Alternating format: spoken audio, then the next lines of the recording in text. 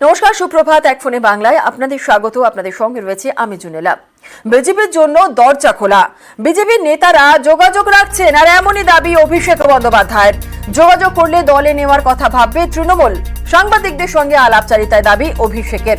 কেন্দ্র সরকারের আয়ু আর 1 বছর বলেও দাবি তৃণমূল সাংসদের।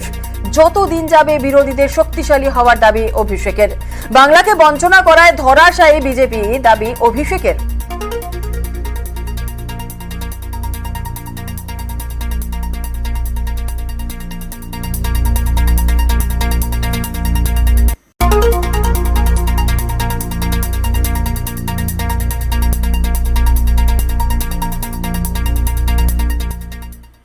পানীয় জল অপচয় করা রাজ্য। জল অপচয় রুখতে বিধানসভায় আনা হচ্ছে নয়া বিল। বিধানসভার চলতি অধিবেশনেই আনা হতে পারে নয়া বিল। জল অপচয় নিয়ে বিধানসভায় সতর্কতা জনস্বাস্থ্য কারিগরি মন্ত্রী পুলক রায়ের।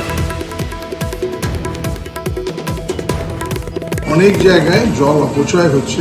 জল অপচয় রোধে আমরা মানুষকে সজাগ করার প্রচেষ্টা চালাচ্ছি। বিধানসভায় আমরা বিল এনে আইন প্রণয়ন করারও চেষ্টা করছি। তাতে কি কোথাও আইন যুক্ত হতে পারে না, এরকম কোনো আমরা আইন আনছি, বিধানসভায় আইন প্রণয়ন করব আগামী দিনে জল যাতে অপচয় না হয়। 2025 ডিসেম্বরের মধ্যে আমরা সারা বাংলায় পরিশুদ্ধ পানীয় জল প্রতিটা বাড়িতে পৌঁছে দেব।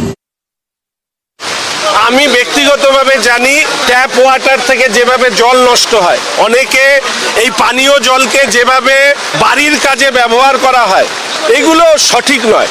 কুয়োর মধ্যে পাইপ ফেলে দেওয়া হয়, এগুলো বন্ধ করার জন্য যে কোনো উদ্যোগকে আমি সমর্থন করি। কিন্তু দেখতে হবে এই সমস্ত বিষয়ে বারবার করে কর্পোরেশন স্তরে অভিযোগ করা সত্ত্বেও, পৌরসভা স্তরে অভিযোগ করা সত্ত্বেও কিন্তু কাজ হয়নি। ভবিষ্যতে হবে কিনা, বিল আনা এক জিনিস, কার্যকরী করা আরেক জিনিস। উত্তরবঙ্গে জল সংকট মেটাতে উদ্যোগী রাজ্য।